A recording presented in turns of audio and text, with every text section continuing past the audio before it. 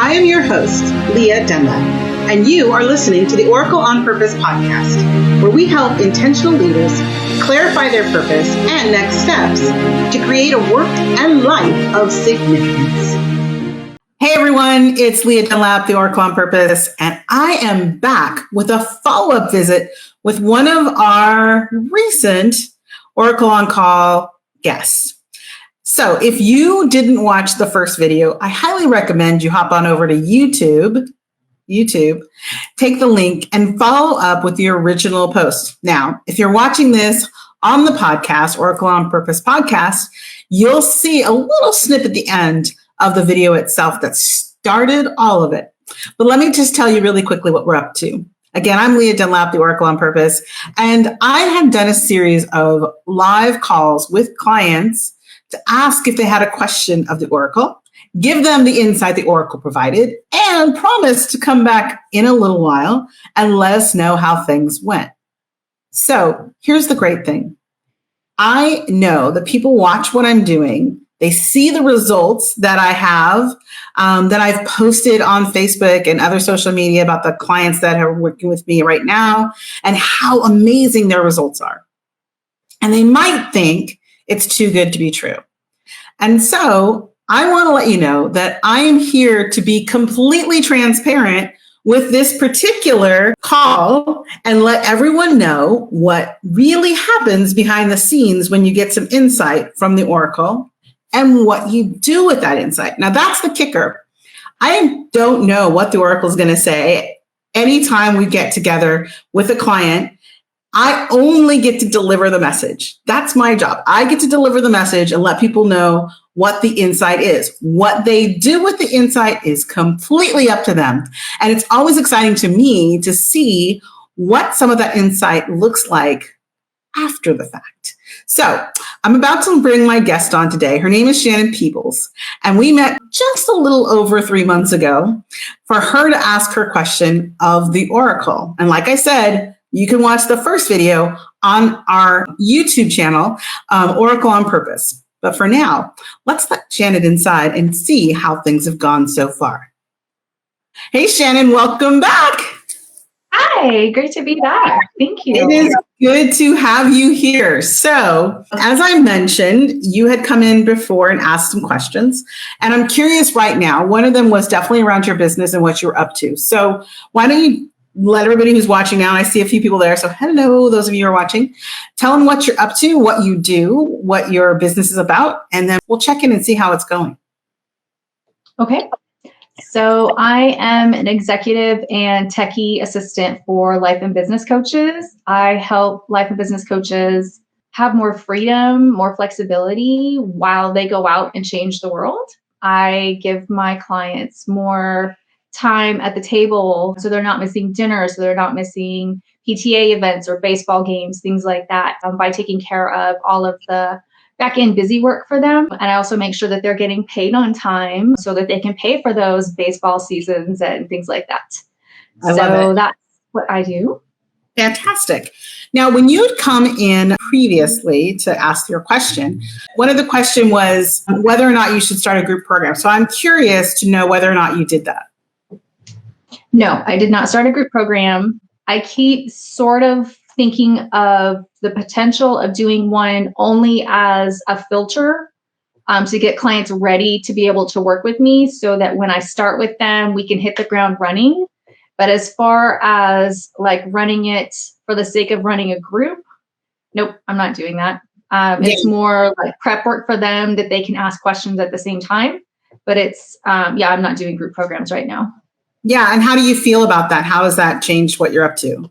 Feel a lot more confident in doing that. It makes my life easier if when they come on board, they've already learned how to set up some of the systems, how to set up their inbox and their filing system and their content management. If they've already learned how to set those up according to the way I like them, so that when we get started, we can really hit the ground running and it's easier for me to find things because I already told them where I want it.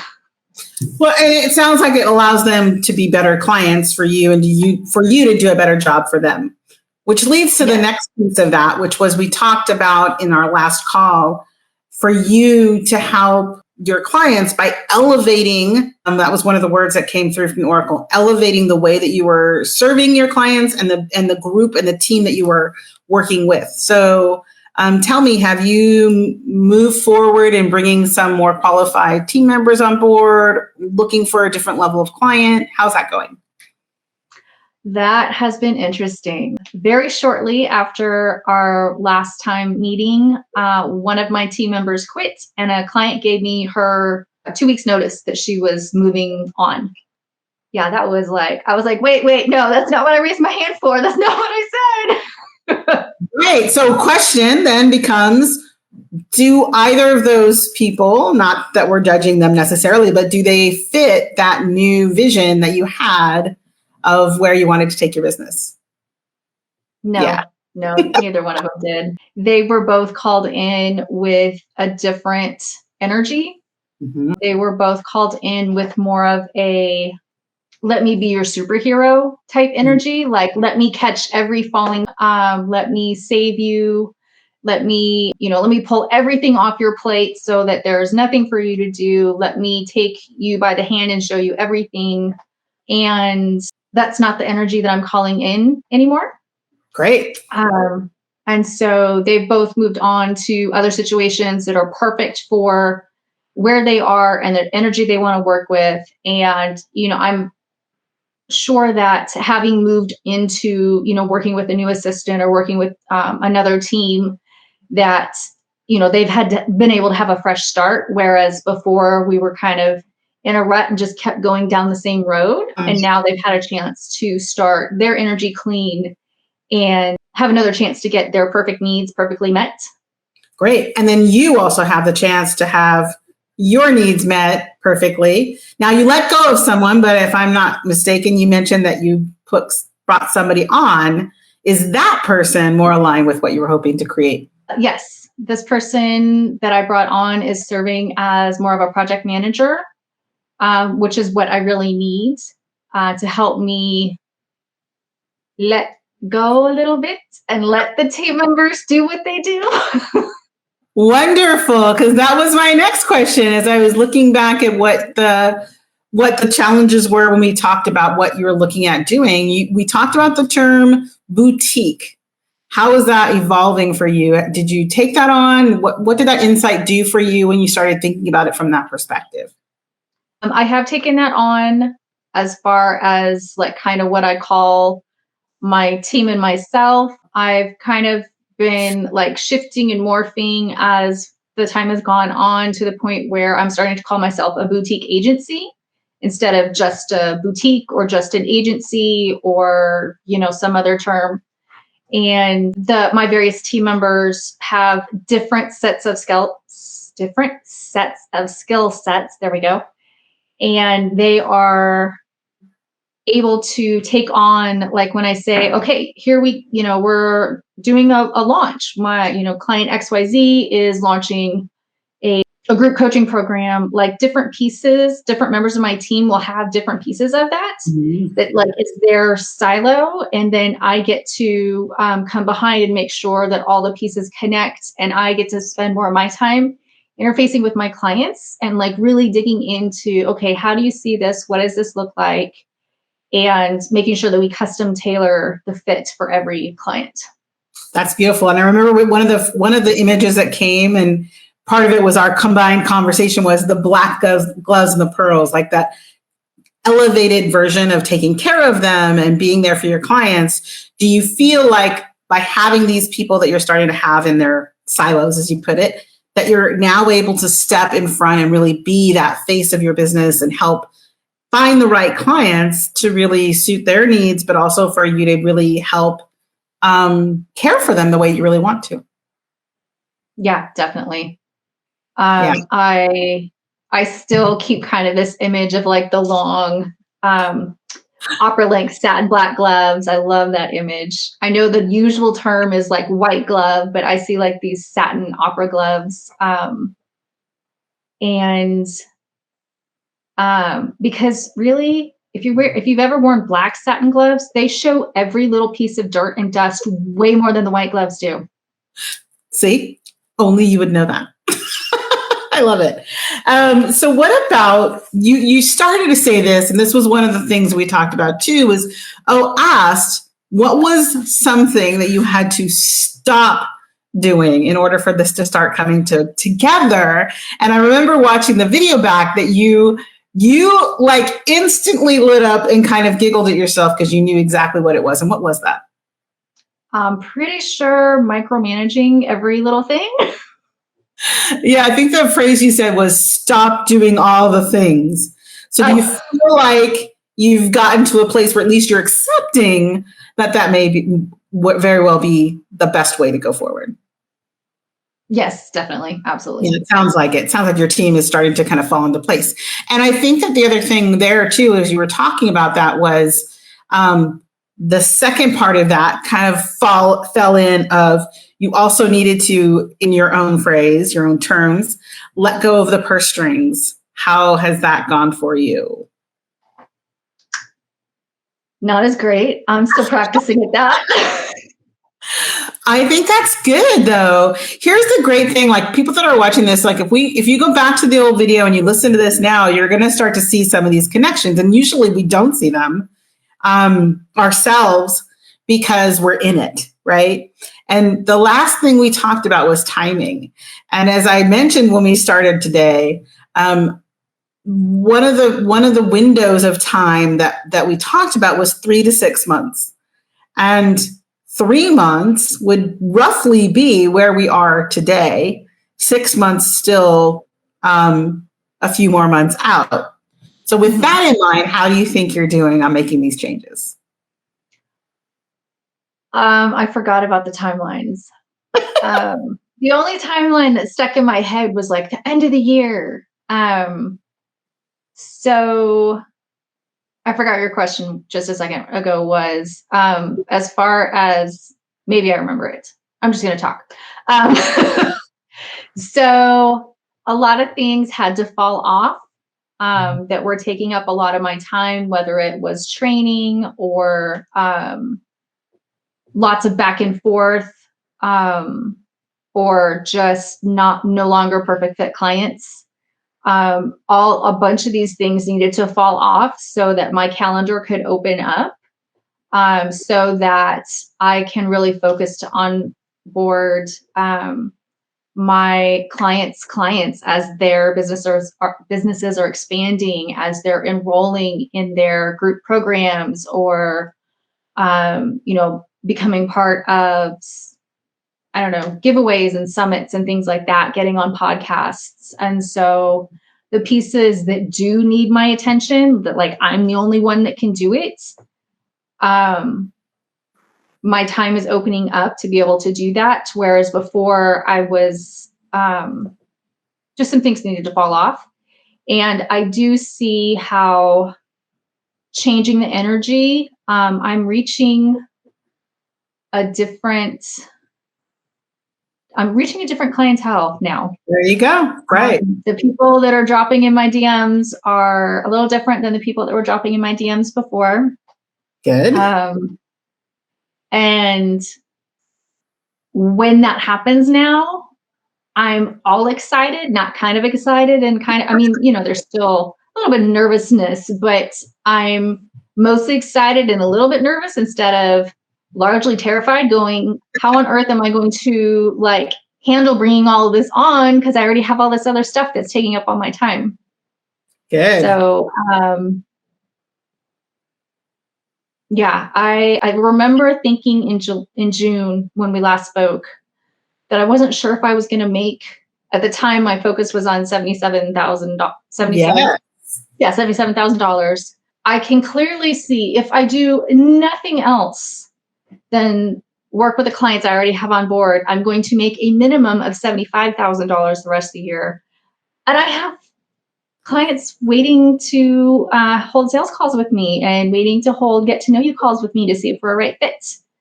And so even if I didn't market at all for the rest of the year and I didn't bring on anybody else or any new projects, I'm going to get like right at the edge of where it was.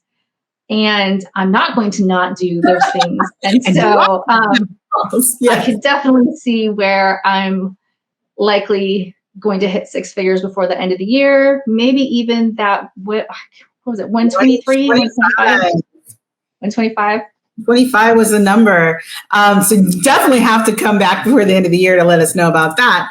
One last thing I want to check in on, because part of what you said, it was kind of a caveat during the interview last time. And it was something that sometimes O does. She throws out these little snippets. And it might have seemed like not important, but it is if you think about it, which is you mentioned how much you help your clients have time for their families and have time to enjoy the work, the rewards of the work that they do. So I'm curious, how has it been for you? Have you taken time to do the same for yourself? The line was eating M&Ms with your kiddos on the couch. We eat a lot of cookies on the couch while we play Minecraft Dungeons together. The three kids and myself. Right. Yeah. I think that's such a great thing. A couple things you mentioned that I feel like are just great insights for other people like yourself. The idea that when we put some time frames on things, we have to give space for the universe to rearrange itself. Like you said, sometimes we have to let go of things so that we have the room and the space to make the changes that will allow us to have what we're looking for. And it sounds very much like that to me, especially since you mentioned you have new clients that are much more of a fit for what your vision was of the black glove and pearl experience that you can now enjoy working with and are excited to work with. So all in all, how was the experience for you of getting insight from the Oracle? And now that you've kind of stood here looking back, would you recommend it to someone else? I would definitely recommend it to someone else. Yes. Until we had this check-in call, I've been realizing that these are feelings, not facts. I've been feeling, that's one of my coach's favorite sayings. I've been feeling like it's all falling to shit and like it's all my fault and I failed and I did this wrong and I did that wrong. Instead of remembering that, I'm going to use a kid analogy because I have young children, not so young anymore, to get these big, beautiful grown-up teeth. The baby teeth have to come out and it looks really janky for a while. Well, that is interesting and very good analogy. And it's true. You're so right. And it's also a great point. For people that work with me on a regular basis, that's kind of the beauty of working with me regularly, is that fact that you can check back in on what you thought you said versus what you actually said, and also to get the insight about looking at what's happening from a totally different vantage point helps us to see how much progress we've already made and how much is available to us or possible that's still coming. So I want to thank you for being brave enough to come back and say, this is how it is. And I love the fact, so everybody knows, full disclosure, I know that before you got on the call, you're like, I don't know, I don't think things are going so good. And I was like, well, let's just see. Let's just take a minute. I'm going to ask you the questions. We're going to check in. So now that you've done that, I guess I'm sensing for you, you've gotten the sense of like, oh, well, maybe things are going okay after all. Yeah. Yeah. Wonderful. Before the call, I was just thinking of it as like looking at the raw income numbers. I'm like, this is going the wrong direction. But if you look at the whole, like all the pieces, and the energy and all the different shifts, I'm like, oh, okay, I get it now. I see. Absolutely. And that's how it can be. It really can be something where we, especially for me, when I work with my clients, we talk about the whole picture. The whole picture really helps us understand that in the process, we can have things look kind of muddy and uncomfortable, but when that happens, usually on the other side is that release. It is the letting go to make room for better and better. So I'm so glad you took the time to ask your question, and not everybody listens to the insight. Not everybody follows. So I'm so glad that you took those leaps of faith and decided not to do I'm going to ask you this kind of in hindsight, because this is something like you really thought that it was the thing everybody was telling you to do was to start that group program, and you didn't do it. Can you imagine, in the midst of everything that's going on, if you had to add that back, if you added that in, would you lose the opportunity to work with those ideal clients who would want more of your time one-on-one? What I would have missed was the opportunity for them to see me, because I would have been speaking to someone who wanted to be in a group program instead of the person who wants to bring on their black glove satin concierge assistant. Yeah, absolutely. I think that's such a great point. Like that alignment of who you show up to be is what people want to see. And I think that's why you mentioned, like, in your own DMs, and think people are reaching out to you are seeing you differently.